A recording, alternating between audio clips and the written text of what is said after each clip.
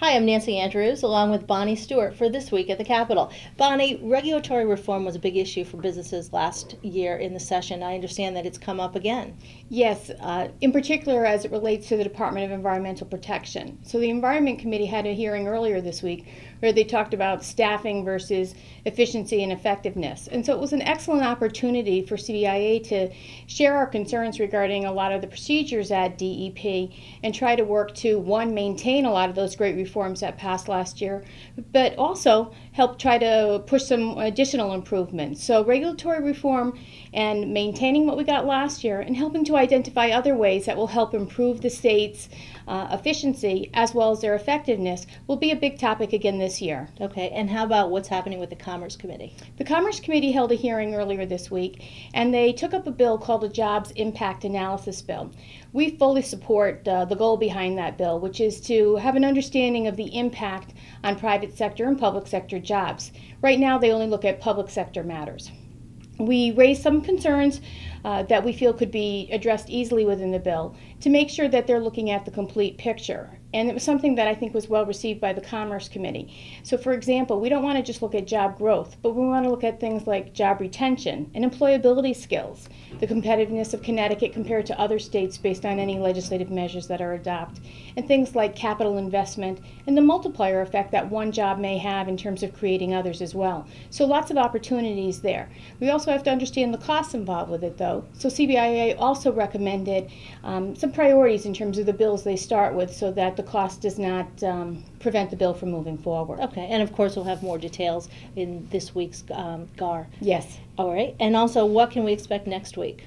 Next week is going to be a hot topic in terms of the mandates that are always discussed, as well as a variety of labor issues.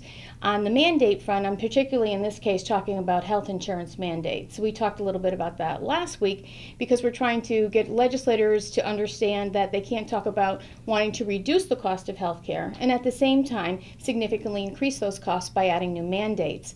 We also found out recently that any mandates that the state imposes beyond the federal health care reform bill will have to be picked up, those costs, by the state of Connecticut, further putting us at fiscal risk because of our budgetary problems. So that's some other things that we'll be trying to get out next week. Those are very important issues. On the labor front, I'd mentioned that they'll be looking at a couple of issues. The whole measure about gagging what an employer can say or controlling it and when they can say it will be coming up next week at a hearing in the Labor Committee on Thursday. And that's often referred to as the captive audience measure. But it's really a very detrimental measure for Connecticut because employers want to be able to speak to their employees about wages, benefits, and other things that are important to them. Unfortunately, this measure would prohibit how and when you could do that. So don't like it, bad bill, needs to be rejected.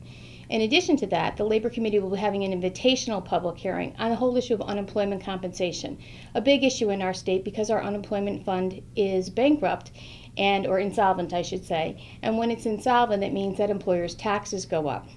So even if we don't do anything to try to address those concerns, employers right now are looking at roughly a $70 million tax increase this year alone. So that's an issue that the Labor Committee will be discussing, and CBIA and others will be working with the Labor Committee and the legislature as a whole to try to address our concerns. Okay, thanks Bonnie. Thank For you. more information, visit our homepage at cbia.com and click on our weekly Government Affairs report.